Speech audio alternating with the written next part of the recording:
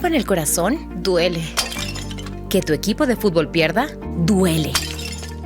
Pero que te choquen el auto sin tener un seguro, duele más. Con Sur-One tienes acompañamiento 24/7. Asegura ahora tu auto en www.surone.es. A Marta le llegó un correo que parecía de su banco. Tu cuenta ha sido bloqueada, actualiza tus datos aquí. Hizo clic, ingresó sus datos y se quedó tranquila. En la noche empezaron a llegar notificaciones de compras, transferencias y débitos. A Marta le vaciaron la cuenta con los datos que ella misma entregó. Esta estafa se llama phishing. Te llega por correo una alerta y termina en robo. Nunca ingreses tus datos desde enlaces externos a tu banco. Por más datos seguros, tu banco te cuida. Banco del Pacífico.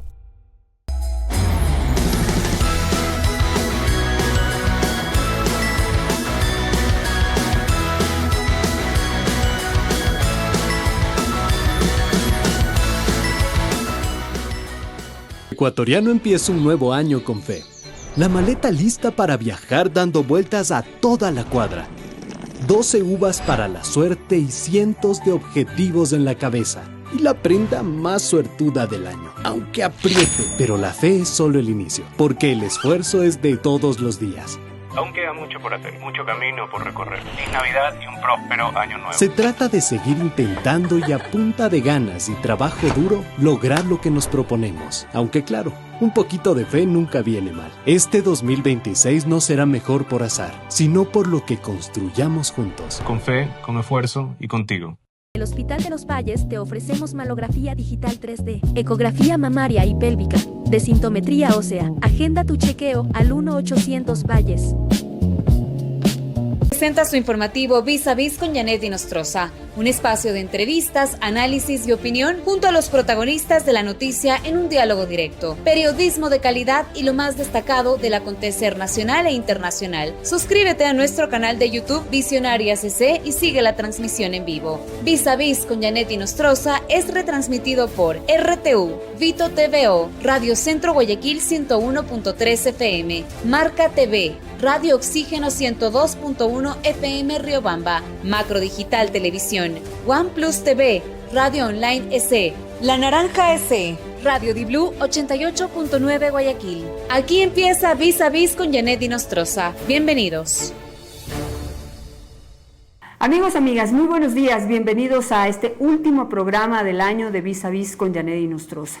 Hemos hecho durante todos estos días un análisis de los temas más importantes que se han producido este año, que han dado mucha coyuntura y que dejan pendientes para el próximo año. Hoy haremos algo similar, pero hemos, pues siguiendo nuestras tradiciones, hemos hecho un testamento para cada uno de, digamos, algunos de los representantes de esas áreas críticas que tendrán que realmente lucirse, romperla el próximo año para poder, pues, marcar una diferencia y darle una nueva luz a la historia de nuestro país. Quiero agradecer la presencia de mis invitados, dos colegas periodistas, a quienes les agradezco para que me ayuden a hacer el análisis ya muy, pues, en este tono ya de 31 de diciembre, testamento, viudas y todo lo demás que implica estas hermosas tradiciones que tenemos aquí en el Ecuador. Fabricio Vela, muchísimas gracias por estar esta mañana con nosotros, y también al Javi Montenegro, que ya pues nos ha colaborado en algunas ocasiones y que lo tenemos cada día más cerca. Me encanta esa realidad, así que bienvenidos a ambos. Gracias. Muchísimas gracias. Bueno, varios temas pendientes, hemos tenido que escoger algunos, otros se van a quedar de lado, pero seguramente van a seguir siendo pues motivo de análisis en el 2026. Pero quisiera empezar con el tema de seguridad, que es quizás el que se ha mantenido como número uno de la preocupación de los ecuatorianos. En todas las encuestas, los estudios que se hacen, la seguridad está en el primer lugar. Es lo que quizás más ha afectado la vida diaria, la calidad de vida, los objetivos de muchos, de la mayoría de ecuatorianos. Quisiera un pensamiento, una introducción, una puesta sobre la mesa de cada uno de ustedes para luego ir con ese testamento que deja Visionarias. Fabricio. A ver, primero gracias Janet por invitarme, gracias también a la gente de Visionarias, y un gusto compartir con el Javi este espacio. Me dijeron si venía de viuda disfrazado, yo digo nunca me he disfrazado de viuda. ¿Ya? No reniego de esa tradición, pero no te quedaría mal, ¿no? No, imagínense ustedes como el Javi. ¿Nunca saliste a las calles a ver ahí a poner la puerta? No, nunca. A pedir plata. Jamás. Era divertidísimo. Nunca, sí, no, qué aburrido, ¿no? Pero nunca me he disfrazado de viuda. A ver, Sí creo que se deberían disfrazar de viudas aquellos que no reconocen la crítica situación de seguridad que estamos enfrentando. Yo en estos días grabé en uno de mis espacios una conversación con 3 especialistas en materia de seguridad, con Fernando Carrión, con Carla Álvarez y con Lorena Villavicencio, hablando del tema de seguridad, de cómo este año marcha o ha marchado inevitablemente a cerrar hoy 31 de diciembre como el año más violento de la historia, con más de 8,000 y pico de muertes violentas. Y claro, contrastando con algunas cifras que me daban que aquí las tenía anotadas. El gobierno, por ejemplo, te habla de, haciendo un balance del año, ¿no? 138,000 apresados, 2,200,000 operativos en 2 años, 18 cabecillas aprehendidos. Entonces, claro, te pones a pensar, 138,000 apresados, ¿dónde está esa gente? Si tenemos en las cárceles entre 30,000 y 40,000 privados de libertad. Libres, pues, exacto, de la justicia. pero te presentan eso simplemente como una data fría sin el análisis o el contexto. O, por ejemplo, los 2 millones y pico de operativos. Estamos hablando de casi 3,000 operativos diarios, pero ¿qué tipo de operativos? Antinarcóticos, de armas, de tránsito, ¿qué tipo de operativos? Entonces no hay un contexto para presentarte esas cifras que tú las ves así como números y dices, wow, están trabajando. Pero digo, en realidad ese trabajo se siente en cuanto a una verdadera política de seguridad. Luego, claro... Cosas distintas, no podemos decir que no están trabajando porque el ministro Reinberg es protagonista de los medios, ha sido protagonista de los medios todos los días atrapando grandes capos. Sí, no, a ver, atrapando sí, no necesariamente grandes capos. Yo creo que sí se han dado unos golpes que hay como citar, hay como destacar. No es, me parece a mí, una línea permanente de esto. Yo hablo de la calidad, sobre todo, del tema de los operativos y de lo que te presentan como logros por parte de las autoridades. Luego, mira, tienes a la vuelta de la esquina, la próxima semana, 8 y 9 de enero, serán 2 años del primer estado de excepción y de la declaratoria de conflicto armado interno. ¿Realmente el país está ganando la guerra contra las mafias en este momento? ¿Qué dice Javi? Yo estoy totalmente... Bueno, otra vez, gracias por el espacio, gracias, amigo mío. Ese ha venido elegantísimo. Es 31, ¿quién no se eterna el 31? Así que feliz año nuevo a todos ustedes. Hoy ustedes que decidieron ver noticias, el 31 no vieron noticias los otros 364 días, este es el día ideal para hacer este análisis de lo que pasó en el año. Y precisamente ahí me parece importante lo que dice el Fabricio de la calidad. Yo le aterrizaría aún más. Sí, hay estos números extraordinarios de operativos, de lo que se ha hecho, pero la sensación ciudadana de inseguridad persiste. El temor en las calles, el temor a salir, lo incluso apagados. No sé si es que es solo mi idea o si ustedes lo vivieron. Este diciembre no fue un diciembre tradicional, no fue un diciembre como siempre, como lleno de actividad, no solo por las pésimas fiestas de Pavel, sino en general. Sí creo que hay una sensación de que los operativos, los números que presenta el gobierno no se compadecen con la realidad y los temores que tenemos como ciudadanos ante la seguridad, que sigue siendo una de las principales preocupaciones que tenemos. A ver, de las conversaciones y en cambio el análisis que se hicieron en este programa en materia de seguridad, tuvimos aquí también 2 expertos y una abogada penalista.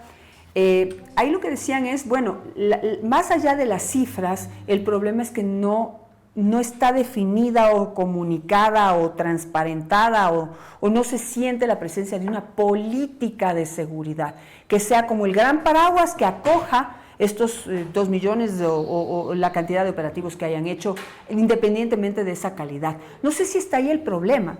Porque vuelvo y digo, o sea, más allá de cuántos sean, que podemos discutir las cifras. Claro, la cifra puedes discutir con el contexto debido. Exactamente, o sea, yo creo que el trabajo de las Fuerzas Armadas y del bloque de seguridad no se puede desconocer. No, eso no se va a ver. Se ha habido operativos y tú ves a los militares y a los policías en las carreteras y en las calles, sin duda. Yo discuto siempre la parte cualitativa, no la parte cuantitativa, porque te presentan las cifras y es verdad. O sea, sería un mentiroso si yo digo no ha habido operativos. El tema es, 1, la calidad, 2, cuánto el gobierno está avanzando respecto de esta guerra contra el crimen organizado, pero sobre todo, ya nadie habla del Plan Fénix. No sé si lo han notado. O sea, el Plan Fénix se convirtió en el caballo de batalla durante 2024. En 2025, ¿cuántas veces ha mencionado el Plan Fénix? O sea, yo no he vuelto a escuchar a las autoridades mencionar el Plan Fénix. Mi pregunta es, ¿existe? Y yo creo que ese es el problema. Más allá del nombre, yo creo que en varias áreas de este gobierno no tiene un plan. El nombre que sea complementario, Plan Fénix, Plan Comunicación, Plan Económico, un plan, una hoja de ruta.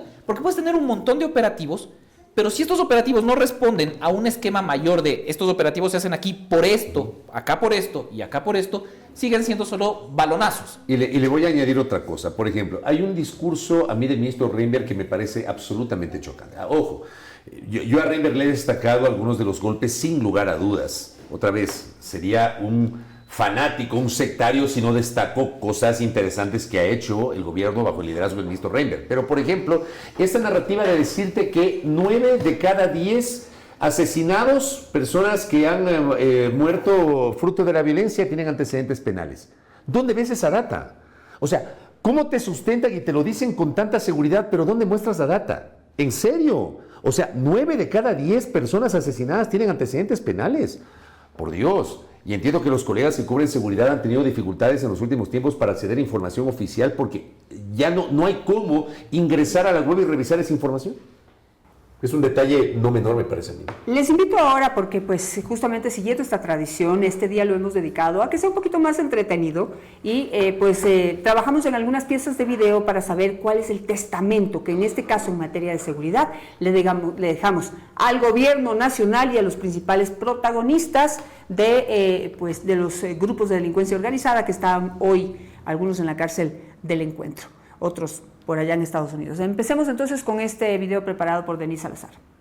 El 2025 se va y el tema de seguridad en Ecuador necesita una solución ya. Por eso le vamos a dejar un incienso con aroma a paciencia para que John Reinberg no deje de trabajar y así más capos pueda capturar. Le dejamos también una nueva máquina de afeitar para que siga el destino, rapando a los presos y dándoles un look más fino. Pero también al ministro del Interior le tenemos que dejar una nueva cámara para que pueda retratar a la cárcel del Encuentro porque mucho ha dejado especular. A Fito le voy a dejar un portarretrato con esta foto muy peculiar para que pueda recordar el búnker donde lo lograron encontrar. También lo quiero dejar unas barajas para que pueda jugar con sus amigos lochoneros que pronto vamos a extraditar. A Pipo, que en lugar de Fito quiso tomar, le vamos a dejar un espejo para que pueda observar el último rostro que ya no se pudo cambiar porque la octava operación no llegó a pasar. A Fede le voy a dejar un caramelo de verdad para que pueda revelar que militares lo ayudaron a escapar. En esos pasillos también queremos saludar a Wilman Terán, que pelado también está. Alias el Diablo le quiero dejar una funda de resignación, porque del Encuentro no tiene salvación. Le entrego este libro de ética para que con Muentes lo lea sin réplica y juntos aprendan que con pasos justos, que nunca en la vida se debe ser corruptos. El 2025 se va con la dura realidad. La cárcel del Encuentro ya muestra su verdad. Que el 2026 traga firmeza y claridad, más seguridad para el pueblo, justicia y dignidad. Bueno, ahí está de esa pieza de video, ¿no? Y esa es inspiradísima la Denise, hasta con rima. Por eso digo. Sí, ya nos ganó a todos los demás. Pero bueno, ahí está, digamos, en parte retratado los resultados de los operativos que ha hecho el gobierno. No todos son capos, pero sí están, a mí me gusta tener memoria. Y cuando reclamábamos que se haga algo en seguridad, queríamos que capturen a los capos, porque había esa idea de que si se atrapa a los capos, se desarman las organizaciones y se logra más seguridad. La realidad es distinta, Javier. Oye, y en el tema de comunicación, otra vez, el tema del video de la Denise, sí es muy útil cuando dice que le va a dejar una nueva cámara. ¿Qué errores comunicacionales han cometido en el área de seguridad? Quizás el ministro Reinberg es el ministro mejor valorado de este gobierno. A lo mejor porque los otros no es que se han destacado mucho, pero es, creo yo, el que más ha aparecido, el que más ha trabajado y el que más resultados ha dado. Pero hay estos errorcitos como la foto con el interruptor ahí, la foto de la cárcel del Encuentro. El interruptor fue real. Sí, es real. Yo entré a la página del ministerio porque tenía la misma duda y es real. O ¿se acuerdan ustedes cuando le capturaron a Fito y había una caja que parecía un teléfono, que parecía... Más allá de que esto es irrelevante, es lo que termina captando la atención y la discusión de la gente porque se cometen errores. Es que no es irrelevante desde el punto de vista que planteas. O sea, en el fondo termina siendo irrelevante, pero en la forma termina siendo relevante, porque la gente se centra en eso. O sea, la captura de Fito, digamos, la captura de Fito, eso fue antes de la extradición a Estados Unidos. Sí, la extradición. Y le encuentras aquí con una cosa que parecía un teléfono. Y en una caja de medicinas. En una caja de medicinas. O sea, ¿en qué cabeza puede... A ver, ¿quién puede imaginar que va a tener un teléfono en el bolsillo? Claro. ¿Me cachas? Pero hay que cuidar esos detalles, el tema del interruptor. Luego, yo tengo una inquietud sobre el tema de la cárcel. Y yo coincido cuando Janet dice, todos obviamente vamos a apoyar, yo me sumo, cualquier esfuerzo que signifique devolvernos la paz. Construyen una cárcel. A mí, y yo generé una crítica en ese sentido, empiezan a trasladar privados de libertad cuando la cárcel no estaba lista. O sea, primero el ministro te dice está lista, que ese también es un error comunicacional que tú estás citando, y luego el presidente en una entrevista dice está el 35%. O sea, ¿cómo trasladas 300 y pico de privados de libertad a una cárcel que no está construida a más del 35%? Pero no, yo entendí que faltaba terminar de construir un 35%. Dijo que estaba al 35%. Yo creo que fue un error, porque la cárcel no está al 35%. Claro, entonces él se equivocó, porque él dijo que la cárcel estaba al 35% y habló incluso de que en pocas semanas iba a estar al 100%. Luego tú tienes al ministro Reinberg que posteó una foto supuestamente... Claro, la foto aérea, que parecía una cocina de inducción, ¿no? Tienes ahí una foto aérea. Y luego me parece que en estos días el portal Primicias accede a una fotografía satelital que te muestra que no es tal. No está tan así. No está tan así como te mostró el ministro. Entonces, yo digo, ¿por qué no llevan un grupo de periodistas a que hagan un recorrido, incluso que puedan constatar aquello? Me parece, ¿no? ¿O estoy loco? Sí, como lo ha hecho Bukele, ¿no? Que es lógico. Se ha hecho... O sea, creo que esa es una manera de transparentar. Claro, ese es un gran logro que tiene el gobierno, que es de las pocas cosas que puede salir y alardear en realidad. Tengo una cárcel con todas estas condiciones, vengan, conozcan, vean cómo es. Pero no, olvídense de las visitas, y creo que lo dijo en este mismo espacio, no va a haber visitas. El ministro Reinberg, quizás, como digo, creo yo, el más destacado de los ministros del presidente Noboa, no tiene estas fallas de comunicación que terminan captando la atención de la gente y no viendo la profundidad de los logros que podríamos destacar. Ahora, el año en el ámbito, no sé si lo tienes más adelante, pero si hablamos del tema seguridad, el año se cierra con el tema de las Malvinas. Iba a mencionar eso en este momento, ¿no es cierto? Como hechos, digamos, esos hechos, digamos, destacados, la captura de Fito, la captura de Fede, la captura de Pipo, de varios de los grandes líderes, ¿no? De los grupos de delincuencia organizada, que, como digo, volvamos atrás, y era algo que pedíamos, exigíamos, que no deambulen por la calle y por el mundo como perro por su casa, sino que estén en la cárcel, en donde tienen que estar. Ahora ya nos damos cuenta que esto no es suficiente para lograr la seguridad que todos anhelamos. Tal vez al último vamos a analicemos qué es lo que se necesita hacer en el 2026 para poder tener esa sensación. Pero aquí también dijimos que todo el mundo pidió a gritos que las Fuerzas Armadas se integren a la Policía Nacional o compartan la labor con la Policía Nacional para generar más seguridad. Y más de una vez la gente dijo, si vemos a patrullando a los militares en la calle, me siento más seguro. Me da una sensación de mayor seguridad. Pero, sí, es verdad eso. Eso como entre lo esperado o positivo, cumpliendo las aspiraciones de la gente, pero viene esta mancha que yo creo que se queda para la historia, que es el caso de Malvinas. Y no es un error de procedimiento como lo dijo Lucio Gutiérrez, o sea, por Dios. Te escuché tu comentario totalmente acertado. Yo me he quedado loco porque no puedo concebir que un exmandatario ya maneje esta suerte de espíritu de cuerpo que es nocivo. Porque no fue un error de procedimiento. O sea, vuelvo a citar, si los 4 chicos estaban delinquiendo, había un procedimiento. Había que llevarlos a los 3 adolescentes a la policía, al niño de 11 años a la DINAPEN, punto. A los chicos los sacaron de Guayaquil, pasaron Durán, se los llevaron a Taura, que pertenece a otra jurisdicción cantonal, y la audiencia de juicio, para quienes han seguido o hemos seguido la audiencia de juicio, permitió develar una serie de incorrecciones y de excesos por parte de los militares. Si ustedes han notado, luego de la sentencia, el gobierno cambió su discurso. Sí. Ojo que del discurso inicial del 6 de enero, incluso en donde el ministro Lofredo ofrece disculpa casi que con pistola y luego empieza a amenazar a la jueza, que concedió un habeas corpus a favor de las familias y declaró la desaparición forzada, hubo un comunicado del Ministerio de Defensa frío, sí, pero un comunicado que reflejó un cambio de criterio, un cambio de actitud del gobierno. Ese comunicado más la declaración de la ministra de Gobierno, creo que el gobierno sintió, yo creo que eso también contribuyó de alguna manera a reconocer que hubo ahí una situación muy complicada. Es que el testimonio de los militares, los que colaboraron con la justicia, es atroz. Es atroz, y ahí no hay absolutamente nada que decir más que reconocer y pues queda pendiente, ¿no? El recomponer ahí y hacer las correcciones necesarias. Está probado que los militares no están preparados para poder lidiar con sus enemigos en medio de una ciudad cuando en la mitad estamos los ciudadanos. Esa queda como una tarea pendiente. ¿Qué otra mancha queda como producto de esta lucha aquí?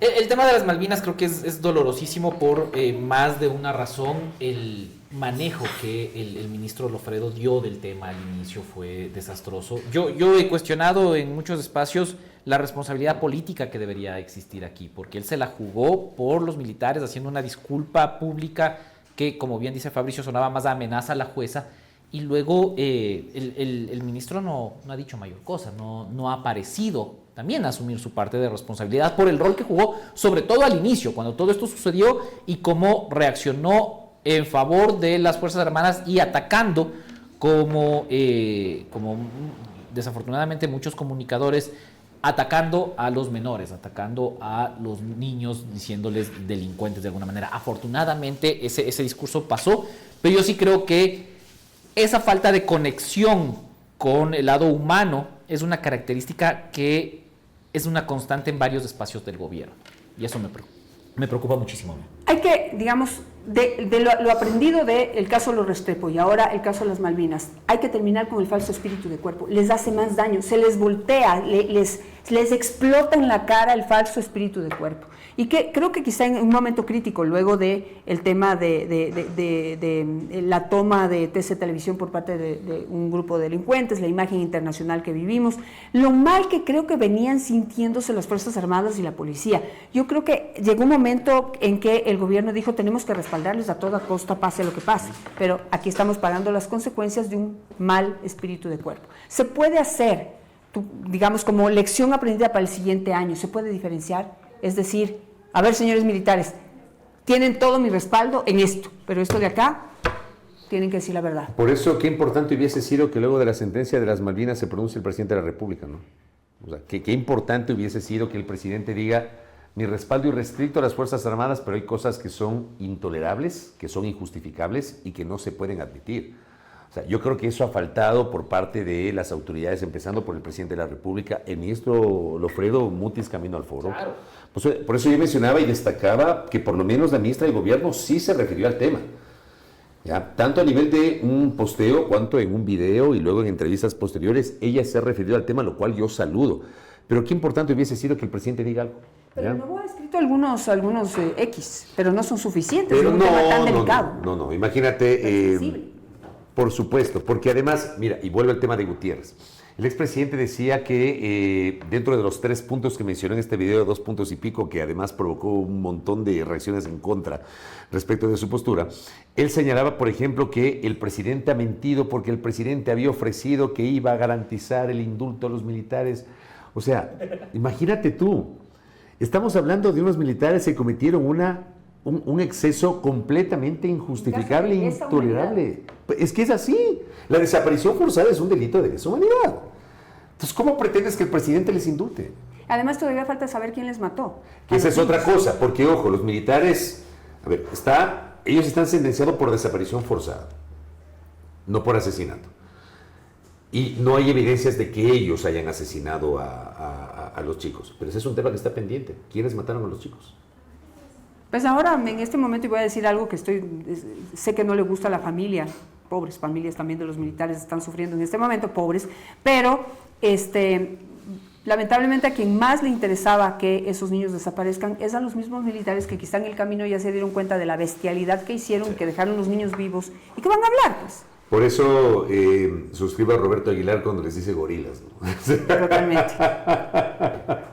Digamos, desde nuestro análisis y nuestras permanentes conversaciones con distintos tipos de analistas, ¿qué debería hacer el próximo año el gobierno para poder pasar de la lucha, digamos, de la guerra contra los grupos de delincuencia organizada a parar la fábrica de delincuentes y atender las necesidades de fondo, que es lo que se dice ahora, ¿no? Está, creo que es la primera clave que debería hacer el gobierno, que debería ser estar.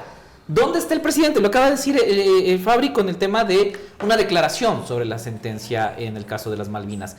Y en varios otros sectores, si tú analizas, la presencia del primer mandatario, que yo saludaba mucho al inicio que no comunique o comunique de maneras diferentes, porque me parece que captó nuevas audiencias, que atrajo a nuevos públicos al hacer las cosas diferente. Pero hay un punto en el que nosotros votamos por un representante del país, alguien que trabaje por todos y que esté a la cabeza del equipo. Actualmente, desde el 16 de noviembre, sobre todo desde el 16 de noviembre, yo no siento que tengamos esa cabeza del equipo trabajando por todos. Entonces, lo primero que yo haría, si fuera el gobierno, si fuera el departamento de la Secretaría de Comunicación o cualquier área, es decirle, ya es tiempo de estar, es tiempo de trabajar. Le agrego algo para el comentario que vas a hacer sobre este tema. Debería salir Reinberg, como muchos analistas están pidiendo. Dice, debe haber un cambio en el gabinete, tiene que salir Reinberg para realmente poner en marcha una política, una verdadera política de seguridad con alguien que sepa, dice. Yo suscribo cuando Javier dice que Reinberg es el ministro mejor evaluado, y es verdad. Él puede exhibir... A mí hay ciertas altisonancias del ministro Reinberg que no me gustan. Ciertas formas del ministro Reinberg que no me gustan. Y también ha habido declaraciones en las cuales ha sonado muy poco empático el ministro. Pero en términos reales, en términos de resultados, yo creo que es el ministro efectivamente mejor evaluado. Puedes discutir algunas cosas de él. Yo no me atrevería a decir que él debe salir. Yo creo que los episodios de este mes de diciembre, otra vez el caso de las Malvinas, a mí me parece que le dejaron sin piso al ministro Loffredo. Claro, Loffredo. Es el ministro Loffredo. Es el ministro Loffredo que ha guardado silencio. Yo creo que el ministro Loffredo se ha quedado sin ningún piso. Suscribo lo que decía mi colega Carlos Rojas, nuestro colega Carlos Rojas, en estos días, cuando escribió una columna en ese sentido. Yo coincido en que el ministro Loffredo se ha quedado sin piso político. O sea, ¿cómo tienes a un ministro que se la jugó, que defendió, lejos de la empatía? Y el hombre ahora, frente a esta sentencia, ¿qué tiene que decir? Yo creo que él en condiciones normales, él debió haber presentado la renuncia, ¿no? En condiciones normales. Pero condiciones normales, pasa que no es algo, el país en el que vivimos. Pasa algo dentro del gobierno, porque, digamos, en el tema energético, por ejemplo, ¿sí? ¿Qué es lo que dice la política? Si meten la pata y si está ya reconocido la demanda internacional renuncias. En el caso Progen, entonces, tiene que haber renuncias, tiene que haber fusibles quemados, porque si no quemas fusibles, quemas del gobierno. Los ministros son fusibles que en el momento adecuado hay que quemar. ¿Pero qué pasa en el caso de Malvinas, el fusible que se tiene que quemar es el ministro Loffredo por no haber, pues por haber decidido como gobierno no hacer lo más acertado dentro del caso Malvinas. En el caso Progen, lo mismo, los ministros siguen ahí. Eso es algo que le va a pasar una factura más grande en el 2026 al gobierno si no hace lo correcto. Estamos hablando de Malvinas y Progen, de una vez hablemos. Y el silencio, ¿no? Silencios adecuados en momentos en que los políticos hablan mucho, el presidente se calla. Pero el exceso de silencio también es un error político. Desde terminada la consulta, pero yo estoy de acuerdo con lo que dices sobre la salida de ciertos ministros. Es importantísimo porque si se terminan quedando, dan cuenta de lo que también menciona, se va a quemar el gobierno en general. O sea, si no curas este problema específico, se te va a extender. Y es lo que está pasando en energía, en donde no tenemos todavía una solución. Siguen saliendo más escándalos de malas negociaciones y el fantasma de un comunicado del INAMI de hace un par de semanas que ya advertía que no hay lluvias y que me dejó a mí con el miedo de que nos están advirtiendo que capaz hay apagones. Imperdonable sería, imperdonable sería que en los próximos meses o que arranquemos 2026 con el fantasma de apagones, con un problema de seguridad que no se ha corregido, con ministros como Loffredo que se jugaron por un grupo que ahora está sentenciado y que siga sentado en el cargo. Yo no sé qué legitimidad tienes ante tu equipo, que digamos es las Fuerzas Armadas, y ante la ciudadanía. Te quedaste sin piso, no tienes a nadie y cuando pasa eso, ¿qué queda? Renunciar, salir, igual en energía. Pero son estas piezas tercas que le pasan factura y que yo creo que le pueden pasar fuertes facturas al gobierno de cara a seccionales y en gobernabilidad en general. Sabes que una de las cosas que ocurren, y por eso hablaba de las condiciones normales, ¿no?, que ocurre en este país es esa actitud de aferrarse, ¿no?, que tienen los funcionarios, que tienen las autoridades. Y yo siempre cito un ejemplo hace algunos años, no sé si ustedes recuerdan, un vicepresidente de la República en Uruguay. Por solamente una incorrección respecto del uso de una tarjeta de crédito renunció. Renunció. Y por algo que fue un exabrupto, una cosa que la hizo sin querer queriendo, como exactamente, dice por ahí. Renunció. Porque hago esa comparación, puede ser odiosa la comparación, pero termina siendo necesaria. Aquí la primera es la vieja confiable, perseguido político. ¿Ya? O estoy afectando intereses y por eso me están pretendiendo sacar o bla, bla, bla, bla, bla. Aquí tienes a la gente aferrándose a los cargos. ¿Será el presidente Noboa que no los quiere dejar ir? Verás que no es solo exclusivo de este momento. Esto ha venido pasando a lo largo del tiempo, que se aferran hasta que la situación realmente no se puede sostener. ¿Se acuerda de Pedro Delgado, por ejemplo? ¿Qué factura? Pero si el presidente de la República se la jugó, hasta le hizo un homenaje de desagravio en un hotel de Quito, y a la vuelta de la esquina resulta que este sujeto ya le había mentido a todo el mundo porque había falsificado su título de tercer nivel. Cuando ya se había descubierto, yo siempre recuerdo este detalle, el hombre apareció en el cuarto piso del edificio de los medios públicos donde funcionaba la SECOM. Yo también estuve ahí. Hizo una declaración de prensa reconociendo lo que había pasado, sin preguntas. Se fue al día siguiente, 6 de la mañana, vuelo de American Airlines, rumbo a Miami a la boda, y nunca más regresó. No se acaba la boda. ¿Me explico? Para ese momento yo no estuve en esa rueda de prensa porque estaba fuera del país. Por la investigación que se hizo y las amenazas. El tema es que se la jugó el presidente de la República y su gobierno hasta que finalmente no lo pudieron sostener. Y eso, cito este ejemplo porque es el más emblemático que se me viene a la cabeza. Pero si tú recorres varios tramos de la historia, te vas a encontrar que en varios gobiernos has tenido a personajes omnipresentes. ¿Se acuerdan de Napo Villa? El cuñado de Lucio Gutiérrez. Por mencionar otro ejemplo.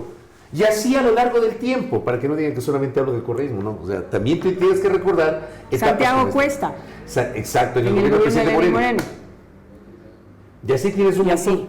Pero bueno, si hay algo, digamos, que le ha salvado, de alguna manera le ha sostenido el gobierno de Noboa en este difícil año, es que el correísmo, que es la oposición, tampoco la ha hecho bien. Y también tiene el reto de reconstruirse, recomponerse para el próximo año. Quisiera que veamos el testamento que para el correísmo preparó Carla Arzentales. Este es el testamento político de fin de año que Visionarias le deja al correísmo, no como despedida, sino como inventario de lo que quedó, de lo que se rompió y de lo que podrían mejorar. A Rafael Correa, el máximo líder que gobierna la Revolución Ciudadana desde Bélgica como si fuera un call center emocional, le dejó 3 regalos. Primero, un tecito de valeriana, para que no se muera de las iras cuando sus militantes le sacan los cueritos al sol. En cambio, también le dejó un control remoto sin señal, para que entienda que ya no puede pausar ni silenciar a todos desde Europa. Y le dejó también una pascualina con candado, para que ahí escriba todas sus frustraciones y sus rabias en privado, y no en X, que ya se volvió su diario íntimo. A Luisa González, la candidata eterna y viajera incansable, le dejó una maletita bien reforzada, de esas que aguantan aeropuertos, selfies y giras eternas con la militancia. Pero como en el 2026 dice que no será presidenta de la Revolución Ciudadana, también le dejó una calculadora con memoria larga, para que pueda responder lo que nadie entiende. ¿De dónde va a sacar la plata para seguir corriendo por el mundo cuando ya no tenga el cargo de la presidencia? Además, le dejo a Luisa González un espejo bien grande para que por fin se mire de frente y acepte la realidad. No fue presidenta del Ecuador, no fue constituyente y no sé si algún día alcance una dignidad importante. A José Serrano, que está en la Florida y con posible deportación, le dejo un mapa del Ecuador y un reloj además sin manecillas, ya que el tiempo político no espera a nadie. A Jorge Glass, el ex vicepresidente, que está enfermo cuando le conviene, le dejo una cajita de pañuelos y además un manual de responsabilidades. Menos victimismo y más memoria. A Pavel Muñoz, el alcalde de Quito que quiere reelegirse sin obras, le dejo un cronograma vacío y una pala vacía y una escobita por si decide empezar antes algo de pedir el voto. A Marcela Guiñaga le dejo una tijera bien afilada para que pueda cortar cordones umbilicales políticos. A la Revolución Ciudadana le dejo un fregadero bien grande y además unos guantes para lavar la ropa, porque los trapos sucios se lavan en casa. Y para el 2026 lo más difícil: autocrítica real, renovación sin dedazo y menos pascualina pública. Feliz 2026 a la Revolución Ciudadana. Bueno, eso no sé qué les parece, pues eso ya en manera irónica, pero este año sí que le ha ido mal a la Revolución Ciudadana y así se marca el próximo año. Si no se recomponen, hay una oportunidad para que Noboa también pueda recomponerse con mayor tranquilidad. La oposición está descompuesta. Sí, yo creo que lo que decías es muy apropiado. Quizás uno de los mejores o de las mejores cosas que le pudo pasar al gobierno de Daniel Noboa es lo desorganizada, caotizada que está su oposición, porque no han logrado capitalizar las bajas del gobierno, digamos. Los momentos más bajos solo han sido superados por momentos aún más bajos de la Revolución Ciudadana. Tuviste la derrota de la consulta popular del 16 de noviembre y en lugar de capitalizar o de aprovechar o de ver cómo podían ellos comenzar a resurgir, hubo la bronca interna que terminó con la salida de uno de sus mejores cuadros, de Marcela Guiñaga. Entonces, yo sí creo que la Revolución Ciudadana entra a 2026 con un mal momento, a puertas ya de su elección de presidentes, del movimiento, y todavía con ese sabor de capaz y reto está más bonito.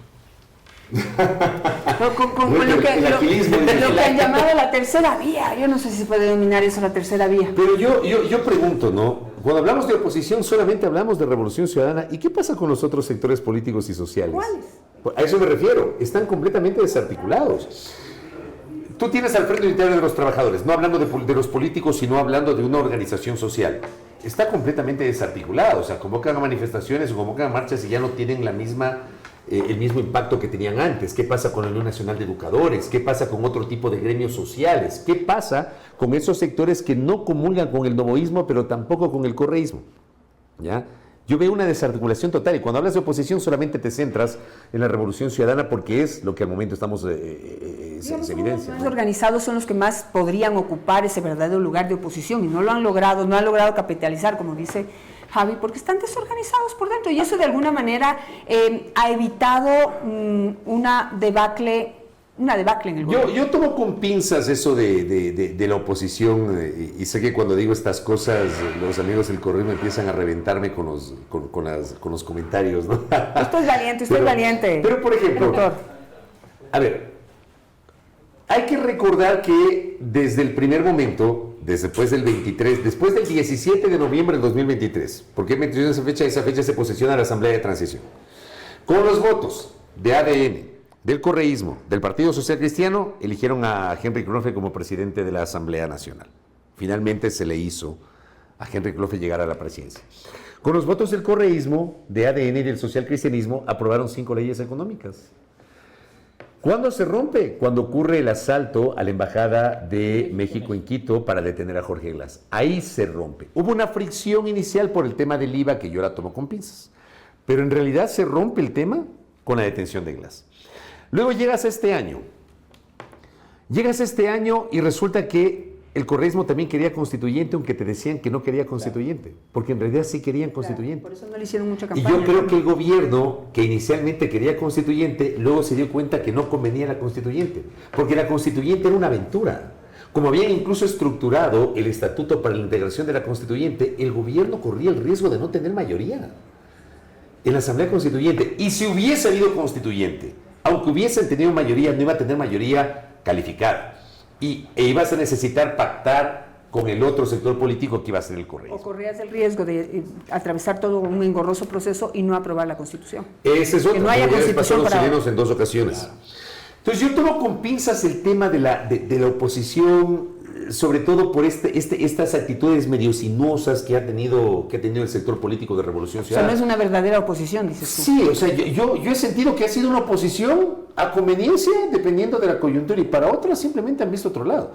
Por ejemplo, ¿cómo entiendes, y yo coincido con lo que tú dices, cómo entiendes que ocurre la derrota, porque fue una derrota y yo le he llamado así, que el gobierno no utiliza la palabra derrota? Una derrota del calibre de la consulta y del referéndum del 16 de noviembre. Y en lugar de capitalizar ese descontento popular expresado en las urnas, empiezas a viralizar la bronca interna que provoca, como bien tú señalas, a Celaya Marcela Aguirre. Pero eso le salva al gobierno. A eso me refiero. El correísmo, en lugar de hablar de la consulta y de tenernos hablando de la consulta, nos estuvo hablando de su crisis interna. Y ahí, por ejemplo, Paola Cabezas hacía una declaración en la Asamblea frente a inquietudes que le planteaban los colegas cronistas parlamentarios, y decía, yo sé que hablar de la Revolución Ciudadana les da likes, les da views, pero yo le decía y le dije a Paola públicamente en mi espacio, no es que da likes o views, es que ustedes tratan de poner esos temas en la agenda y tienes que hablar de esos temas porque son la principal fuerza política de oposición que tiene este país. Ahora, en medio de esta situación, de la calidad de oposición que hay, o el remedio de oposición que hay, y digamos, estos errores y estos silencios, digamos, derrotas que tuvo el gobierno este año, ¿podemos hablar de muerte cruzada o de destitución de presidentes? O sea, ¿quién está pensando en el país? No sé si tienen derecho a hablar de eso. Vamos a ver si coincidimos con el Javi. A ver, Javi. Yo lo primero que quiero aprovechar es porque hablábamos de la derrota del gobierno y en la consulta popular, y yo creo que este es un momento, alguien tenía que decírselo, señor presidente, lo mejor que le pudo haber pasado es que la consulta popular tenga los resultados que tuvo, por dos razones. La primera, porque le obliga a revisar lo que está haciendo, espero todavía que lo haga, espero que enero empecemos con eso. Y lo segundo es que podía haber sido mucho peor el resultado, porque si ganaba el sí en la constituyente, pero ya había esta insatisfacción popular, a lo mejor los resultados en la elección de los asambleístas era totalmente contraria a lo que ustedes querían. Sobre esa base creo que se puede construir muchísimo ya la observación de la falta de seriedad política que hay al querer hablar de muerte cruzada, de todas estas herramientas de nombres rimbombantes que le encanta a la política. Por muerte cruzada suena poderoso, pero que terminan jugando muy en contra de lo que necesita el país. Nadie que en este momento quiera hablar de muerte cruzada está pensando en los verdaderos problemas que debe enfrentar el Ecuador, y no solo el Ecuador, digamos como concepto general, sino cada uno de los ecuatorianos que quieren más empleo, que quieren generar recursos, que quieren seguridad, que quieren tener la tranquilidad que se ha ofrecido durante décadas y que ningún gobierno ha sido capaz de dar. Yo el tema de la muerte cruzada en este momento lo interpretaría como una manera de darse por vencido. Y Noboa tiene derecho a darse por vencido faltándole 3 años de gobierno todavía. Falta el 75% del mandato. Más del 75% porque todavía no cumple un año. Sabotar la toalla cuando recién está todo empezando. Pero es que mira, yo realmente no sé de dónde salió esa narrativa de la muerte cruzada. O sea, me refiero a que oficialmente nadie ha planteado, por ahí entiendo que creo que Carlos Vera fue el que planteó el tema de la muerte cruzada. ¿A cuenta de qué? Tiene mayoría en la Asamblea. Pese al resultado de la consulta, no ha salido nadie. Siguen teniendo los disidentes de Revolución Ciudadana, siguen votando eventualmente los disidentes de Pachacutic, algunos independientes. Siguen aprobando con más de 77 votos las cosas que corresponden en la Asamblea Nacional. O sea, yo no he visto algún tipo de situación que me invite a pensar que va a perder la mayoría el presidente Noboa en la Asamblea Nacional. ¿A cuenta de qué?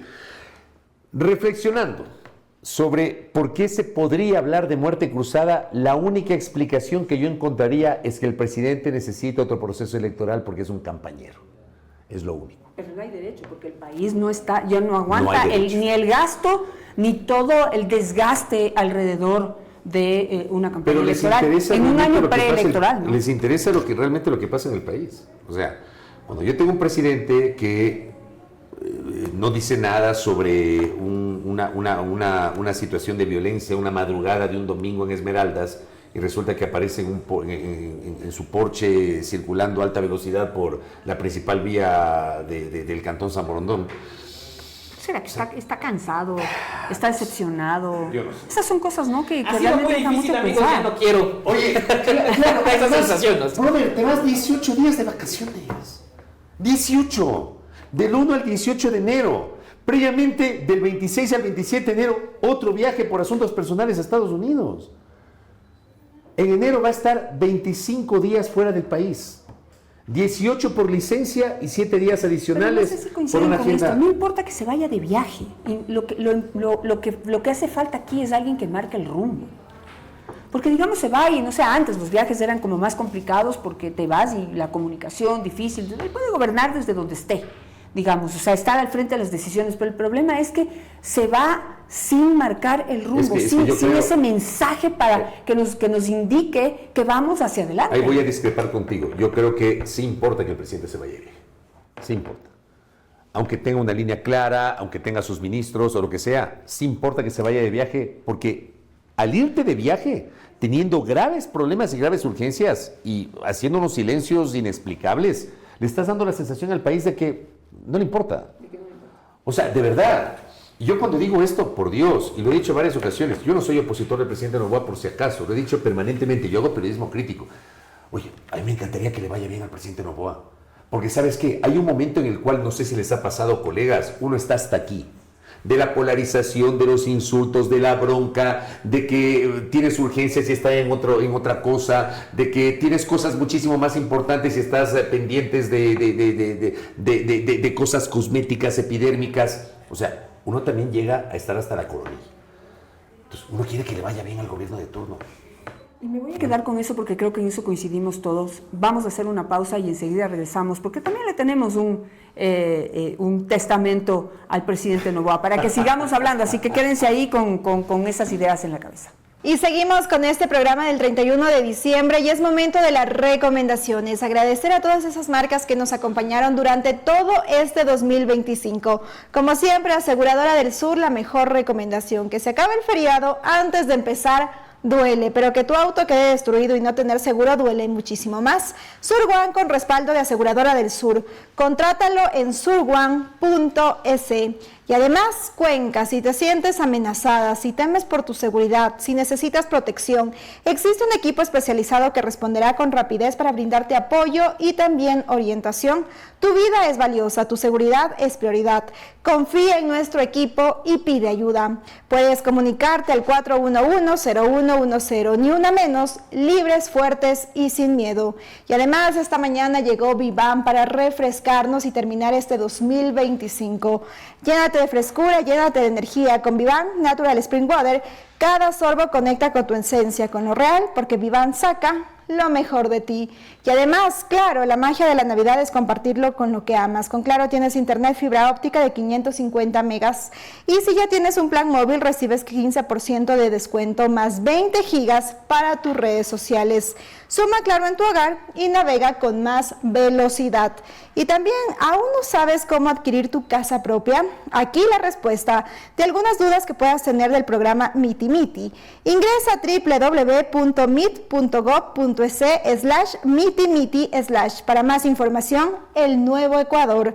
Y cuidado, con un solo clic pueden robar tu dinero. No compartas claves ni datos personales en páginas no oficiales. Estafadores se hacen pasar por tu banco para robar información. Visita Banco del Pacífico AC y aprende a evitar estas estafas. Y ya para cerrar y volver a este panel muy interesante del cierre del 2025, les quiero dejar una recomendación del Hospital de los Valles. En el Hospital de los Valles, cuidar de ti es nuestra prioridad. El Servicio Valles Mujer está conformado por un equipo de médicos especialistas para cada etapa de la vida femenina. A través de nuestra consulta ginecológica y exámenes como mamografía digital, ecografía mamaria, ecografía pélvica, densitometría ósea, entre otros, te brindaremos el diagnóstico más acertado. Además, recuerda que la detección temprana de cualquier enfermedad marca la diferencia. Agenda tu chequeo médico al 1-800 Valles, Hospital de los Valles. Somos Valles, más cerca de ti. Y con esto retomamos con Janet para seguir en este análisis de lo que fue el 2025 junto a Javier Montenegro y Fabricio Vela. Bueno, tenemos algunos testamentos todavía, quisiera ir recorriendo rápidamente por cuestiones de tiempo, pero vamos a ver, pues hablamos del correísmo como oposición. Fabri, tú planteaste que hay otros sectores aparte del correísmo que deberían estar en la oposición, pero que tampoco están enfocados, y uno de ellos es el sector indígena. Esto es lo que le dejamos como testamento a nuestro querido sector indígena en el país. En el 2025, Lourdes Tibán se robó el titular, y es que al correísmo hizo pelear, aunque en el movimiento indígena buscó la unidad. A ella le dejo un celular para que con su amiga Marcela pueda conversar, y con megas incluidos para que al Mashi le siga haciendo enojar. También le dejo una luz profesional para que su podcast pueda grabar, y a sus amigos de la Conalle pueda entrevistar para que los paros no vuelvan a pasar. A Marlon Vargas le dejo un bizcocho de cayambe para que ayude a reactivar la economía que ayudó a pagar. Y es que 30 días de paro tuvimos que pasar porque Vargas se rehusaba a dialogar. A él le dejamos la pipa de la paz para que el caos no regrese jamás. Otro año más que Leonidas Issa vuelve a protestar. Le vamos a entregar un paseo por la capital para que entienda que los quiteños quieren trabajar. También le vamos a dejar un chocolate con chispas de claridad para que entienda que las bases indígenas ya no le dan lealtad. A Pacha Terán un consejo le quiero dar para que deje de protestar y el país pueda progresar. También le quiero entregar una laptop para que pueda googlear y se acuerde que de la Conalle no era, sino de Unidad Popular. Al movimiento indígena le entrego esta tarjeta para que en el mercado la verdad se proyecta, que vea con certeza y pueda comprobar que los subsidios se fueron y el precio igual está. En 2025 hubo protesta y tensión, pero en Ecuador necesita unidad y solución. Por eso al movimiento indígena les deseamos un 2026 y esperemos que esta vez no haya más paros. Bueno, esta vez no haya más paros. Yo creo que en el 2026 sí debe haber también un repensar del sector indígena, porque están pendientes para el 2026 decisiones fuertes, duras, quizás más duras que la eliminación de subsidio, que al final fue un fantasma que se logró derrotar. Y en ese sentido, entre las decisiones duras que va a generar un montón de controversia y que se tiene que tener ya, porque los estudios actuariales del Instituto Ecuatoriano de Seguridad Social ya nos vienen advirtiendo eso, es precisamente eso, el destino de la seguridad social. Hay grandes temas, otra vez, el tema de la economía tras un paro, el tema de la seguridad social, salud, después de lo que pasó en Taisha el mes pasado, ya es suficientemente doloroso, educación, pero yo no veo ni en el correísmo, ni en el movimiento indígena, ni en los sectores sociales, ni en otros partidos políticos que todavía existen, ni en el gobierno, ese afán de encontrar soluciones. Y es penoso eso, porque no tenemos cabezas de arriba, los líderes que se supone que deben guiar un poco a los ciudadanos enrumbados a buscar soluciones, sino en ponerle el pie al otro, e incluso desde el mismo gobierno, de ponerle el pie a la oposición para que no avance, pero nadie está pensando qué ruta seguimos, qué plan, como decíamos en el tema de seguridad, vamos encaminados todos para encontrar soluciones nacionales. Se necesita, el 2026 es un año en donde más que nunca se va a necesitar que se concrete la obtención de dinero. Se necesita inversión extranjera, se necesita ahorro dentro del Estado, se necesita recomponer el presupuesto general del Estado, optimizar mucho mejor los recursos, se necesita dinero. El paro frente a la necesidad de dinero y la necesidad de aplicar y tomar decisiones que generen esos recursos puede seguir siendo una alternativa sin querer desconocer o deslegitimar la protesta. Tiene que haber protesta, pero no sé si el paro y la paralización total puede ser una alternativa en el 2026 que viene muy crítico. A mí me parece que la concepción tradicional de las paralizaciones se perdió luego de junio de 2022. Claro. O sea, a ver, tenemos octubre de 2019, junio de 2022. Junio de 2022 las pérdidas económicas fueron muchísimo más grandes. O sea, y Quito, que ha sido históricamente un bastión de la protesta, un sitio en donde ha habido estas rebeliones populares, qué sé yo, que incluso movilizaciones en Quito han desembocado en caídas de presidentes. O sea, pasó con Bucarán, pasó con Maguad, pasó con Gutiérrez, básicamente por las movilizaciones en Quito. Yo creo que hay un punto de inflexión de junio de 2022. O sea, esa paralización marcó decisivamente la economía. Y acá en Quito, por ejemplo, tú ya no tienes esa sensación de que vas a hacer un paro para protestar, porque vas a tener obviamente la resistencia por parte de una buena parte de la población. Tal vez por eso, y por lo que estoy diciendo, el paro se focalizó básicamente en una provincia, claro, que es Imbabura. Ahora, también hay que hacer una lectura adicional. El resultado electoral en Imbabura del último proceso plebiscitario. O sea, en Imbabura al gobierno le fue recontra mal. Pero también hubo un rechazo total también al paro durante sí, la paralización. Es decir, no podemos decir que el pueblo va al ritmo del péndulo. Es decir, está con un lado o está con otro, al de la polarización, tal vez es más preciso. El pueblo tomó una decisión ni para el uno ni para el otro, con lo cual el 2026 se plantea con retos importantísimos para poder satisfacer, resolver los problemas de la gente y satisfacer las aspiraciones o las expectativas que tienen de los políticos. Ahora, tú también mencionabas acá en este bloque el rol del movimiento indígena. El movimiento indígena se ha caracterizado a lo largo del tiempo por ser un movimiento horizontal, es decir, no es que tienes un cacique y el cacique es el que manda, como ocurre en varias de las organizaciones políticas, sino más bien tienes una organización más horizontal. Pero ese es un detalle no menor. Ustedes recordarán el día que Marlon Vargas anuncia el fin del paro. Lo hizo en un video y lo hizo solo. Yo estas cosas no las he visto nunca. O sea, cuando se trata, por ejemplo, de anunciar un paro o de terminar un paro, yo nunca he visto al principal dirigente de la CONAIE haciendo un anuncio solo. Generalmente hay convocatoria a rueda de prensa, hay una asamblea previa, hay una deliberación. Hoy no ocurrió eso. Y a mí que me invita a reflexionar que el movimiento indígena está gravemente dividido. O sea, hay una división a la interna del movimiento indígena.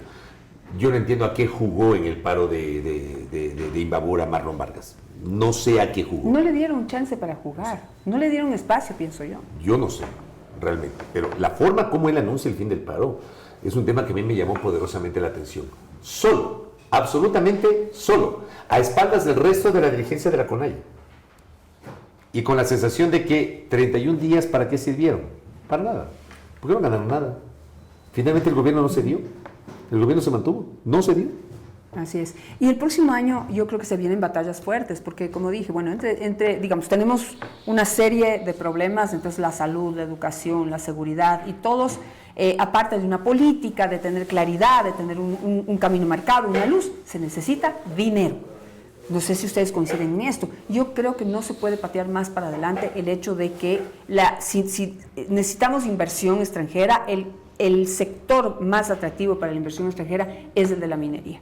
Y ahí es donde chocan palo con piedra con el sector indígena. Y donde vamos a tener problemas permanentes. La última salida de un viceministro del Ministerio de Energía fue precisamente por insinuar de alguna manera que el proyecto emblemático de la SUAY no ha muerto. Entonces, sí creo que hay varias conversaciones que, como se dice en esta mesa, se están alargando demasiado y va a llegar un punto en el que es insostenible. Entiendo yo que todos los viajes que ha hecho el presidente en las últimas semanas tienen como propósito la atracción de inversiones, tienen como propósito mejorar la calidad de vida de los ecuatorianos, como lo ha dicho el mismo gobierno. Esperemos que esos resultados comiencen a verse en proyectos que puedan realizarse, porque si seguimos ofreciendo espacios de minería en Azuay, sabemos cuál es la postura de Azuay, sabemos que ahí no se va a poder.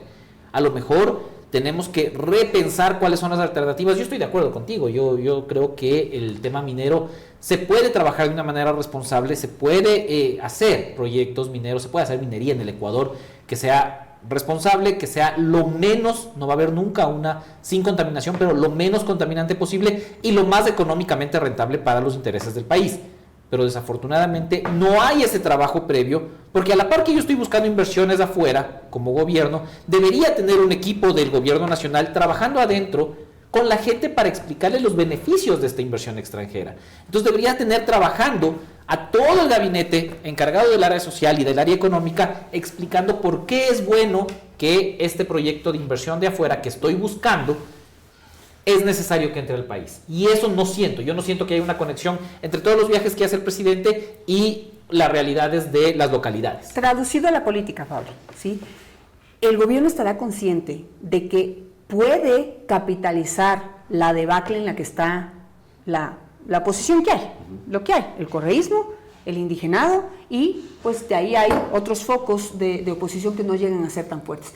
Estará consciente de que puede capitalizar esa descomposición para poder conectarse con la gente y lograr lo que se necesita, que es espacio para, por ejemplo, activar el sector de la minería y otros que son los que pueden generar dinero.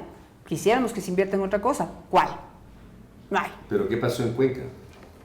O sea, para mí la marcha de Cuenca es un hecho simbólico que de alguna manera te puede reflejar que si pasó en Cuenca podría pasar en otras ciudades, ¿no? O en otras zonas.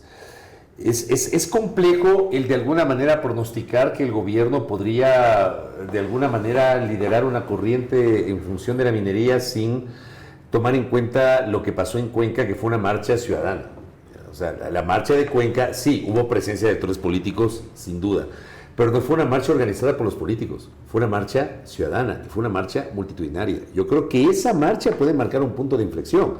Ahora, claro, comparas lo que pasa en Cuenca con, por ejemplo, Zamora Chinchipe, donde tienes los dos grandes proyectos de minería a gran escala acá y donde tienes una situación económica muchísimo mejor que en varias zonas del país que incluso tienen otras actividades económicas, ¿no? Me parece que está en cuarto lugar la economía de la provincia de Zamora Chinchipe por la activación que generaron los proyectos de Mirador y Fruta del Norte. Tiene el Producto Interno Bruto más alto del país. Ese es un dato no menor. Pero, a ver, al gobierno le interesa llevar adelante un ejercicio de socialización o de evangelización, si me permiten el término. Es que ¿no te parece que hubo falta de diálogo? Por supuesto, claro. A eso me refiero. Falta de diálogo, falta de conexión. Es que en este país impones y no dialogas, que es uno de los grandes problemas que tiene la República. Yo, por ejemplo, perdón que me salga del tema minero, en el tema del diésel, desde 2019 yo he venido diciendo públicamente que había que eliminar el subsidio a los combustibles. Pues que los subsidios no pueden ser permanentes. Es más, yo sostengo que en algún momento se tiene que eliminar el subsidio al gasto de uso doméstico. O sea, ¿cómo es que el precio es 1.60, me parece que es el precio oficial, o 1.65? Ya, el precio oficial. y el mismo precio pagan los ricos como los pobres. O sea, tú tienes que eliminar los subsidios y focalizarlos para los sectores que menos tienen. Pero ¿cómo lo haces eso? Con un diálogo previo que involucra a la academia, a los sectores sociales, al sector indígena, a los gremios, etcétera, y con transparencia, como tú señalas. Transparencia de cifras, y para el diésel, que era intocable, tú mismo lo estás diciendo. Yo creo que muchos estábamos conectados con eso, con la necesidad de eliminar el subsidio al diésel, porque no beneficia a los más pobres, beneficia a todos por igual. Y eso es lo más injusto que puede haber dentro de un país que tiene diferencias en cuanto a la situación económica y social de distintos sectores en el país. Lo mismo se puede, y dijimos, bueno, se puede focalizar y transparente en las cifras. Ahí está, transparentaron las cifras y se logró que esto se pueda hacer sin mayor impacto. A mí no me gustó la forma, por ejemplo. O sea, yo repito, yo estaba de acuerdo, estoy de acuerdo con la medida, no con la forma. Porque otra vez, alguna vez en este país hay decisiones, sí, tú eliges un gobierno para que tome decisiones, pero hay decisiones que son sensibles, que requieren un diálogo previo con todos los sectores. Al final del día es el gobierno que toma la decisión, porque para eso elegiste un gobierno, y para eso tienes un gobierno para que tome decisiones y gobierne.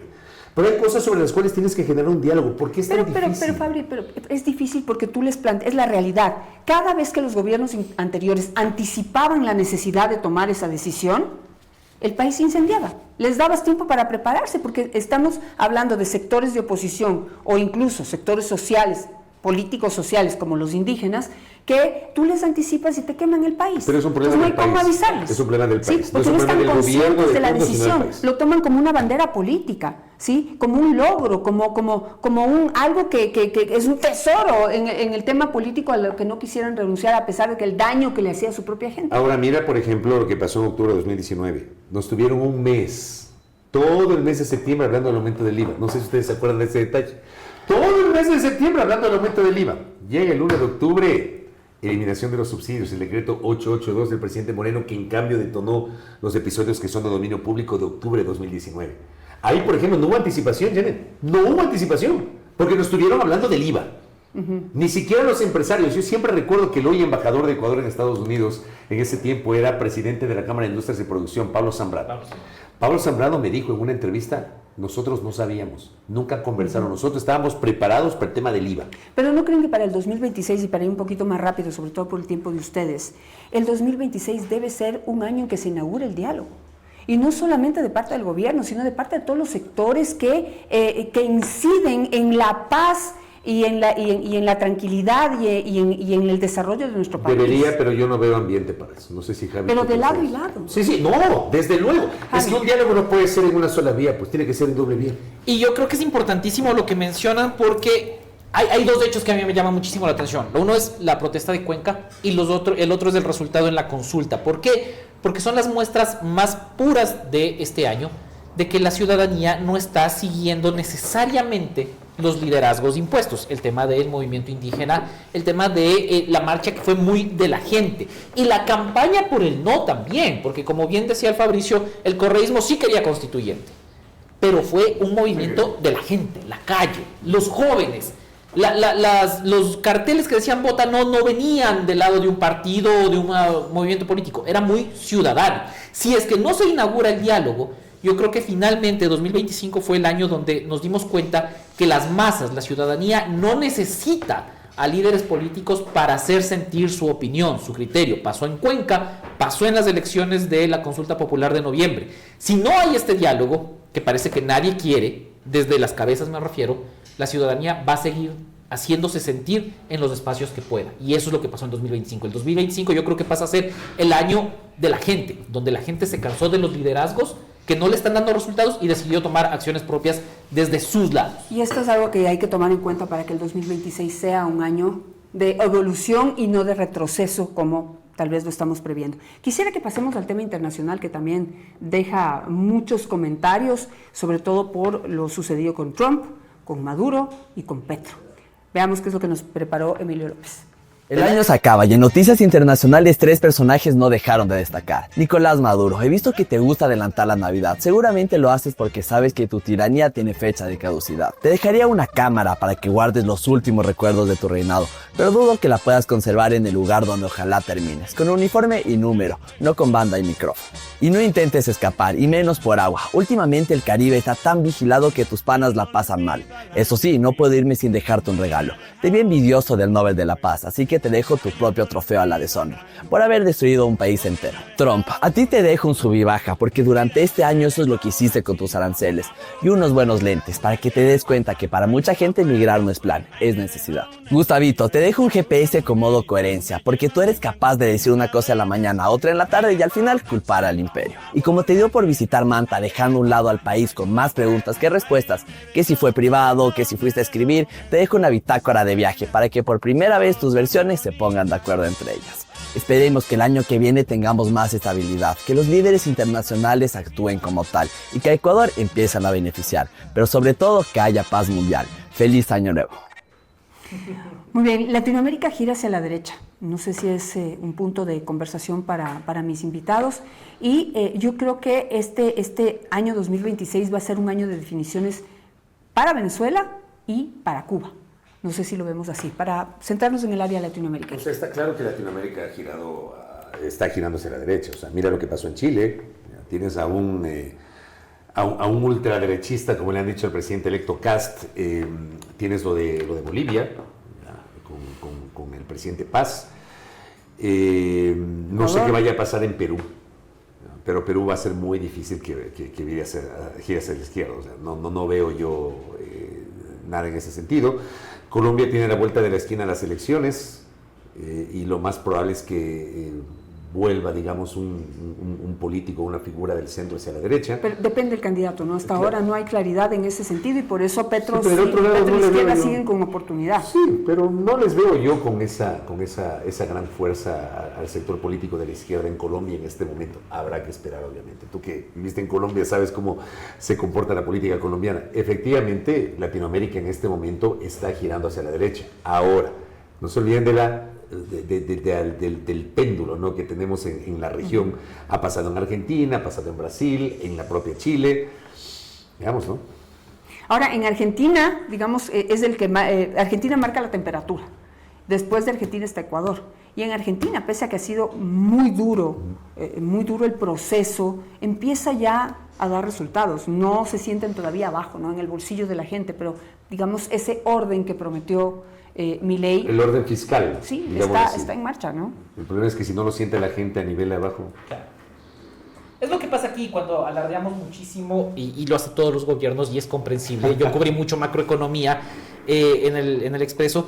Claro, cuando tú hablas de el riesgo país bajó, las reservas internacionales están en este punto, el Producto Interno, pero ¿y la gente? O sea, ¿cómo siento yo en mi emprendimiento, en mi empresa, cómo se siente esto que el riesgo país bajó? Entonces, aterrizar esas cifras a la realidad nacional es un reto súper importante que deben cumplir los gobiernos y que ahorita es lo que está enfrentando Argentina, porque Argentina está enfrentando o está mejorando sus cifras macro, pero las cifras de la ciudadanía todavía no tienen ese respiro. Claro, pero es que la realidad es esa, es un proceso, o sea, descomponer y desarreglar todo es más rápido que volverlo a componer. Y es lo que pasa. Nunca hemos tenido digamos, hace mucho tiempo que no tenemos un riesgo país de menos de 500 puntos en el Ecuador. En el bolsillo de la gente todavía no se siente. Pero así es, así son los procesos económicos. No sé en qué situación estamos como para que tengamos la paciencia de, digamos, seguir el proceso.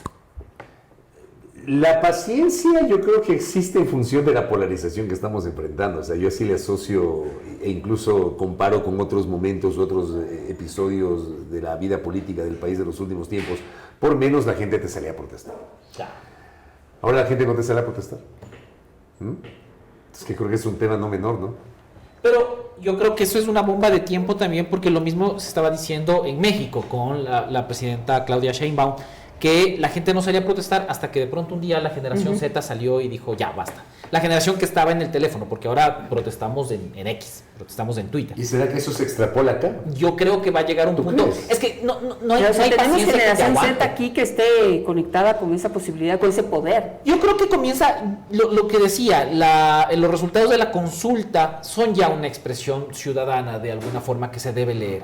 Y las molestias que comienza a generar la falta de conexión presidencial con la realidad nacional, lo que citabas del Porsche del domingo, yo creo que eventualmente la paciencia de la gente se acaba. Espero que el gobierno pueda recapacitar para que conecte y que el presidente y que el gobierno te haga sentir que estas decisiones macro te van a impactar, que van a tener un efecto, pero este vínculo, esta conexión entre lo macro y lo micro se llama gobierno nacional. Es el que te tiene que hacer sentir eso. Y si el gobierno nacional no está haciendo esto, eventualmente la paciencia de la gente se acaba. Algo que pasó desapercibido entre tantas cosas que pasan en el Ecuador y en el mundo es el anuncio de los Estados Unidos de que el 20 de diciembre iba ya a invadir por tierra a Venezuela y el reinado, como le dijo Emilio López de Maduro, iba a terminar. Sin embargo, pues esto ya viene, ¿no?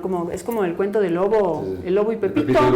Pepito y el lobo ya no le crees, o como él tiene, ya poniéndonos en esta época la frase de ya viene el niñito. Se viene el niñito y el niñito a Venezuela no llega, ¿no? Hablando del ejército norteamericano. ¿Será que el 2026 la amenaza se convierte en realidad y cómo impactará eso en la región? Ya no nos vayamos al mundo. Que Nicolás Maduro no termina. O sea, esta conversación en un año, el 31 de diciembre de 2026, ya no lo veo a Maduro. Apunten eso. Yo estoy haciendo aquí mi pronóstico. Un año más, yo no sé si no aguantar un año más. No va a estar en 2026. O sea, ya sea en los primeros, yo creo que en el primer trimestre de 2026, Nicolás Maduro deja el gobierno de Venezuela y en un año vamos a estar diciendo, ¿se acuerdan que el año pasado decíamos que se iba a caer Maduro? Yo no le veo ya en 2026 como presidente de Venezuela. Yo tomo con pinzas eso. Sí, apostemos. Pregunta que necesita más tiempo para responder. Así, en tu capacidad de resumen, si cae Maduro geopolíticamente, ¿es bueno o malo para la región? Qué buena pregunta. A ver, es que yo digo que no es una moneda que se puede mostrar de un solo lado. Tenemos que tomar en cuenta eso. A ver, pero ¿es bueno desde qué punto de vista? Desde el punto de vista de la relación geopolítica con Estados Unidos, tal vez. Pero digo, ¿cae Maduro? ¿Qué pasa con Rusia? ¿Qué pasa con China? Claro. ¿Qué pasa con Cuba? Que también tienen intereses, pero sobre todo rusos y chinos tienen intereses en Latinoamérica. Mira, por ejemplo, los chinos inauguraron hace poco, con capitales chinos, el famoso puerto de Chancay en Perú. Es una cosa impresionante. Entonces los chinos tienen intereses en la región. Entonces va a haber una disputa ahí geopolítica entre China y Rusia versus Estados Unidos. Entonces yo creo que hay que tomarle con pinzas. Como tú bien dices, con mucho acierto, las dos caras hay que mirar. O sea, estamos pensando solo en el bienestar de Venezuela, ¿no? O sea, yo creo que estoy a favor de que Maduro salga de ahí. Cualquier cosa es mejor que Maduro ahí.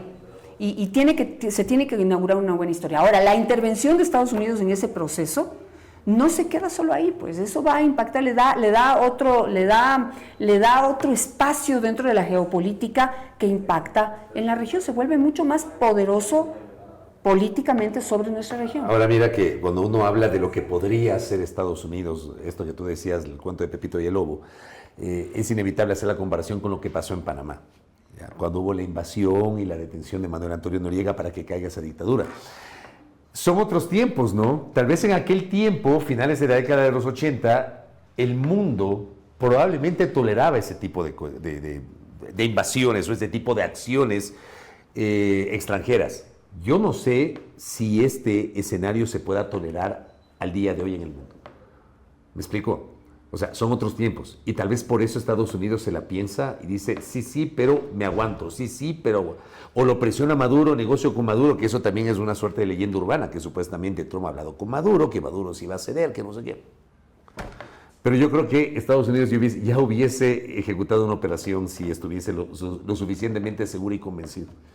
¿Por qué no lo ha ejecutado hasta ahora? Ahora, el ahorcamiento que le está haciendo a Venezuela y sobre todo la interceptación de los buques petroleros, yo creo que este año sí vamos a hablar mucho más de Cuba. La situación va a estar... Es probable. Quizás haya un cambio más rápido en Cuba que en la misma Venezuela. ¿Tú crees? O sea, es que Venezuela tiene plata, Cuba no. Eso sí. Claro. Venezuela tiene recursos naturales. Y además hay que medir los tiempos políticos también de Estados Unidos, ¿no? Trump tiene sus propios problemas internos, Trump tiene sus propios relajos, desde archivos de amigos hasta cualquier cosa que cuando sea el momento, incluso como distractor para los grandes problemas que enfrenta el gobierno y la administración republicana de Donald Trump, van a ser necesarios estos ataques a otros países para mover la atención, mover la discusión y de pronto aliviar un poco los problemas internos que enfrenta el gobierno de Estados Unidos. Entonces, sí se tiene que leer desde las necesidades de Estados Unidos, los intereses de Estados Unidos en los otros países y luego los efectos socioeconómicos que tendremos de un suceso así, porque va desde lo micro, y ahí sí va desde lo micro, desde la situación ecuatoriana con la migración enorme de Venezuela hasta los resultados de una salida de Nicolás Maduro. Ahora, y con esto termino esta parte, la relación de Ecuador con Estados Unidos que ha sido buena. Digamos, en este año 2025 se potenció la relación de Estados Unidos con Ecuador, eso es una realidad que no se puede dejar de mirar, que es parte de los resultados de los viajes cuestionados al presidente de la República, pero sí ha entregado resultados, yo lo veo de esa manera, pero podremos cosechar de esa relación en este año en donde la geopolítica regional va a tener movimiento? Yo creo que sí. O sea, realmente yo sí veo esa perspectiva, veo esas posibilidades. Mira tú que, y otra vez, lo que yo sostuve, yo no estuve de acuerdo con el tema de las bases militares, pero sí con el tema de cooperación. Resulta que hace pocos días nomás llegaron unos militares estadounidenses acá, en el marco de los convenios de cooperación que están vigentes desde 2023, que los firmó Lazo y que los ratificó Noboa. Sí se ha podido. Sí se ha podido, pero sí se ha podido. Claro. Ya, me explico, pero nos metieron ahí en la consulta, que el referéndum, que el debate en la asamblea, que no sé qué. Sí se ha podido. Yo creo que sí. Yo creo que el próximo año podría ser un año de consolidación de la relación bilateral con Estados Unidos. Yo no veo ninguna señal que me invite a pensar lo contrario por esta cercanía que tiene el presidente Noboa con el presidente Trump. Paso al último tema, estoy un poco angustiada por el tiempo de mis invitados, pero el último tema es un testamento preparado para el presidente Noboa que va a tener que gobernar en un 2026 mundialista, y de esa misma manera pues le dejamos este testamento. Un año mundialista le espera el presidente Daniel Noboa, y para que meta los goles le dejamos este testamento: audífonos anti-eco para distinguir entre el aplauso automático y la crítica honesta. No cancelan el ruido del país, pero sí el eco de todo va bien. Un traductor simultáneo especializado en convertir gritos de protesta en propuestas y consignas incómodas en alertas tempranas. Una agenda con espacio para voces incómodas, porque las soluciones reales rara vez llegan con traje, PowerPoint o invitación oficial. Un mapa del Ecuador, sin alfombra roja, donde la gente habla sin protocolo, sin micrófono y sin miedo. Una Alexa que programe sus silencios cuando haya que ignorar el ruido ensordecedor de los que viven del caos y el miedo, pero que active su voz cuando el Ecuador necesite una palabra de aliento en los momentos de angustia, de desesperación y de resiliencia. Un nuevo fichaje para la trigubernamental, una nueva delantera integrada por ecuatorianos sin foto de campaña, gente que no necesite cámara, cargo ni hashtag para decir la verdad. Y los amigos, a la banca, presidente. El amigo cuida la relación, el ecuatoriano comprometido cuida el país. Un nuevo tablero para preparar las jugadas. Si en la cancha nadie se atreve a decir: presidente, eso no va a funcionar, releve a los jugadores y arme una nueva jugada. Un nuevo balón para practicar el arte de ceder sin rendirse. El consenso no es perder autoridad, es ganar gobernabilidad. Tarjeta roja para los que le meten mano a los fondos públicos. Sáquelos de la cancha y póngalos en manos de la justicia. El partido será difícil y puede terminar en penales. Antes de patear la bola, use el diálogo para poner a las barras bravas de su lado de la cancha. El diálogo unirá fuerzas. Para ganar el partido, le dejo sabiduría. Para entender que el país no solo es una hinchada, es un interlocutor y muy exigente, crítico, desconfiado, ruidoso, solidario cuando hace falta y severo cuando decepciona. No siempre justo, pero siempre atento. Recuerde que son ellos, la gente, la que convive con los resultados de las buenas y malas decisiones de los directores técnicos. Y hoy el DT es usted. Le quedan 3 años al frente de un equipo que lleva décadas en caída libre. Si todo sale bien, al final gritaremos el gol. Festejaremos en grande y nos prepararemos para el siguiente partido, que seguro será más difícil que el anterior. firma un país que esta vez quiere ganarle la partida a la corrupción, a la violencia, a la pobreza. El poder es efímero, presidente, el legado eterno. Estamos recién en el primer tiempo, que dura unos 2 años. Falta el segundo tiempo, los tiempos complementarios y los penales. Hay tiempo para marcar goles. Bueno, pues ahí le queda el testamento, ojalá no se resienta. Es con, la verdad, con toda mi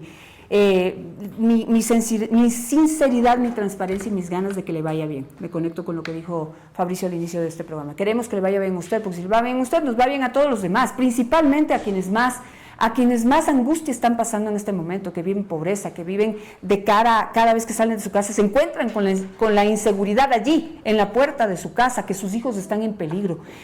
Por aquellos que no tienen acceso a medicina, la salud es un tema que va a ser crucial, importantísimo este año, tiene que hacer algo. Y por ello, pues, todo eso que le dejamos en un año mundialista en donde hay que jugar, poner sobre la mesa las mejores estrategias y meter el gol inevitablemente. ¿Qué le dejamos para terminar, a Novoa? ¿Qué le agregarían? Me encantó lo de los audífonos con cancelación de ruido, ¿no? A ver, yo me sumo en el sentido de que dejamos al presidente sabiduría para saber leer lo que estamos viviendo los ecuatorianos, capacidad de entendimiento, capacidad de escuchar al Ecuador, que deje de lado esos silencios. A ver, yo no pretendería jamás invitar al presidente a que hable todos los días, pero hay momentos en los cuales el presidente tiene que estar presente, con su vocería, con un posteo. Aquí hay cosas horrorosas que están pasando y el presidente hace mutis camino al foro. Yo creo que el país necesita un presidente presente, no un presidente ausente. Presidente presente en los grandes temas nacionales y en las grandes preocupaciones. Yo creo que ese puede ser el primer paso para un necesario cambio y un necesario giro. Me parece a mí que el presidente no ha leído adecuadamente el resultado del 16 de noviembre del 2025. Siento que no se sintonizó con lo que el país se pronunció durante ¿Será que no se sintonizó o que no se resignó? No esperaba el resultado, porque eso hay que decirlo. Nadie esperaba el resultado, esa derrota. Al final es el presidente. Y no él tiene está chance, ahí. No puede. Él no tiene margen, no tiene chance. No puede ponerse en pausa. No. Esto es, hay que seguir. Sí, yo creo que es importantísimo. Me encanta el concepto de dejarle cosas en el testamento al presidente, porque es el momento. O sea, lo que decía hace un rato, el presidente, los resultados del 16 de noviembre quizás fueron la mejor cosa que le pudo pasar a su gobierno, porque le pasa al año. Es decir, tiene todo el camino para reconstruir. Y yo sí creo que en 2026 tiene que cambiar las llaves del Porsche por las llaves del Ecuador, porque necesitamos un conductor, necesitamos que alguien dirija al Ecuador. Ese es usted.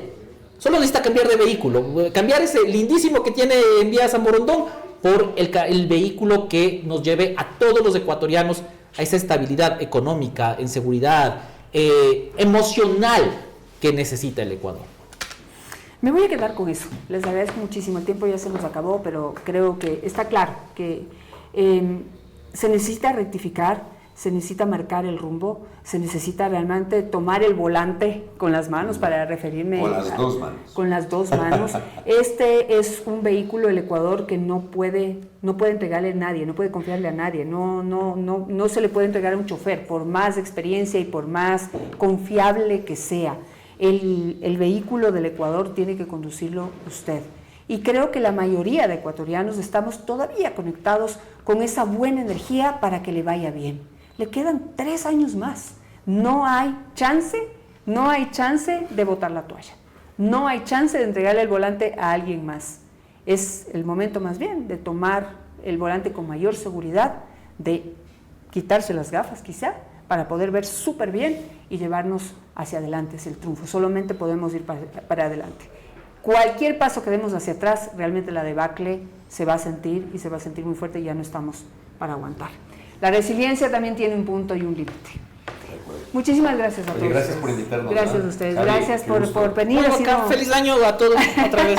Me robé esto de ustedes, me robé la entrada. Pero feliz año a todos, feliz año a la audiencia, a ustedes, colegas, y espero que hagamos tradición. Todos los 31 nos sentamos. Invitadísimos a que me contribuyan después para el testamento, porque realmente nos partimos la cabeza. Y bueno, gracias a todo mi equipo también por todo este año de gran trabajo, de gran esfuerzo. de meterle todas las ganas. El próximo viene con grandes retos, creo que para todos. Y pues aquí estamos. Así que muchas gracias a ustedes también, que tengan el mejor de los años. Cuídense mucho, festejen, pero con conciencia, pensando siempre en que una mala decisión realmente impacta en empezar bien o mal un año, y siempre lo mejor es pues empezar bien y seguros con toda la familia. Así que muchísimas gracias, que la pasen súper bien y nos vemos el próximo año, que ya está a la vuelta de la esquina. Gracias. Con el corazón, duele. Que tu equipo de fútbol pierda, duele. Pero que te choquen el auto sin tener un seguro, duele más. Con Sur One tienes acompañamiento 24/7. Asegura ahora tu auto en www.surone.es. A Marta le llegó un correo que parecía de su banco. Tu cuenta ha sido bloqueada, actualiza tus datos aquí. Hizo clic, ingresó sus datos y se quedó tranquila. En la noche empezaron a llegar notificaciones de compras, transferencias y débitos. A Marta le vaciaron la cuenta con los datos que ella misma entregó. Esta estafa se llama phishing. Te llega por correo una alerta y termina en robo. Nunca ingreses tus datos desde enlaces externos a tu banco. Por más datos seguros, tu banco te cuida. Banco del Pacífico.